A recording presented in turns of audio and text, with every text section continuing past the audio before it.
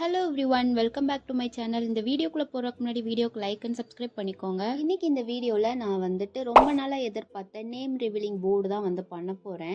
இது என்கிட்ட ஒருத்தங்க கேட்டிருந்தாங்க இதை ரெடி பண்ணி கொடுக்க சொல்லி. அவங்க மூலியமாக எனக்கு இது பண்ணுறதுக்கு ஒரு சான்ஸ் கிடச்சிது. இதுக்கு தேவையான திங்ஸ் எல்லாமே நான் போய் கடையில் வாங்கி வச்சுட்டு இந்த மாதிரி நான் ஹார்ட் ஷேப்பில் அந்த பேபியோட ஃபோட்டோவும் நேமும் எழுதி இந்த மாதிரி எடிட் பண்ணி அதை பிரிண்ட் எடுத்து வச்சுட்டேன். அதுக்கப்புறமா ஹார்ட் ஷேப்பில் இந்த மாதிரி கார்ட்போர்டை 2 பீஸ் கட் பண்ணிவிட்டு இந்த ரெண்டுமே ஜாயின் பண்ணி இந்த மாதிரி ஒட்டி விட்டுட்டேன். எனக்கு இது ஃபர்ஸ்ட் டைம்னால கொஞ்சம் பயமாக இருந்துச்சு. அதனால எங்கள் அப்பாவோட ஹெல்ப்பை நான் யூஸ் பண்ணி இது கொஞ்சம் கொஞ்சமாக நாங்கள் 2 பேரும் ரெடி பண்ணிட்டு இருந்தோம். அதுக்கப்புறமா கார்ட்போர்ட் பீஸை நீளமாக கட் பண்ணிவிட்டு அந்த ஹார்ட் ஷேப்பை சுற்றி நான் கவர் பண்ணி ஒட்டி விட்டுட்டேன். இப்போ இதுக்குள்ளே ஒயிட் கலர் பேப்பரை வச்சு ஃபுல்லாக கவர் பண்ணணும். அதுக்கு பேப்பரை நீளமாக கட் பண்ணி இந்த மாதிரி உள்பக்கமாக நான் ஒட்டி விட்டுட்டேன்.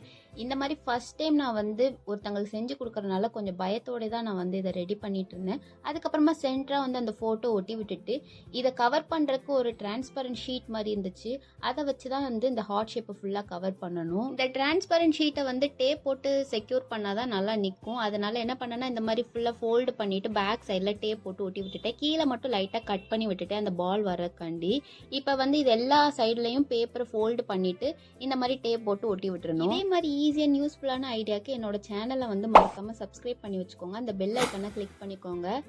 இப்போ எக்ஸஸாக இருக்க பேப்பர் எல்லாத்தையும் கட் பண்ணிவிட்டு டேப் போட்டு ஒட்டி விட்டுக்கணும். இந்த சைடு ஃபுல்லாகவே ரிப்பன் போட்டு நான் கவர் பண்ணி ஒட்டி விட்டுட்டேன். இந்த மாதிரி ஃபுல்லாக கவர் பண்ணி எடுத்துட்டு இப்போ கீழே லாக்குக்கு என்ன பண்ணணும்னா கார்ட்போர்ட் பீஸை நீளமாக கட் பண்ணி அதை வி ஷேப்பில் நம்ம இந்த மாதிரி ஃபோல்டு பண்ணி எடுத்துக்கணும். அந்த ஃபோல்ட் ஆகிற இடத்துல க்ளூ போட்டோம்னா அது கொஞ்சம் ஸ்ட்ராங்காக இருக்கும். இப்போ இதுக்கு மேலே ட்ரையாங்கிள் ஷேப்பில் குட்டியாக ஒரு கார்ட்போர்டை ஒட்டி விட்டுட்டு இதை சுற்றி நான் நீளமாக ஒரு ரிப்பனை கட்டி விட்டுக்கிறேன்.